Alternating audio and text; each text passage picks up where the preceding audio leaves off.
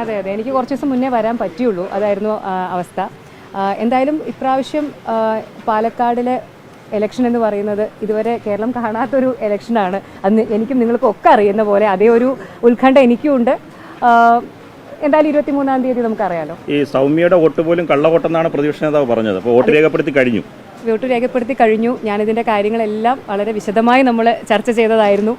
Press meet വിളിച്ച് സരിനിൽ എനിക്ക് പ്രതീക്ഷയുണ്ട്.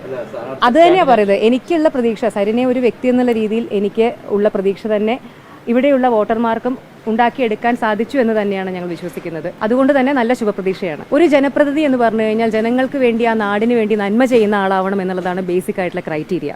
അത് സരിൻ 100% സാറ്റിസ്ഫൈ ചെയ്യുന്ന ഒരാളാണെന്നുള്ള പൂർണ്ണ ഉത്തമ വിശ്വാസം ഒരു പങ്കാളി എന്നുള്ള രീതിയിലും സരിൻ്റെ ഏറ്റവും അടുത്തൊരു സുഹൃത്ത് എന്നുള്ള രീതിയിലും എനിക്കുണ്ട്. അതേ വിശ്വാസം തന്നെ ഇവിടുത്തെ വോട്ടർമാർക്കും ഉണ്ടാവുമെന്ന് തന്നെയാണ് എൻ്റെ പ്രതീക്ഷ.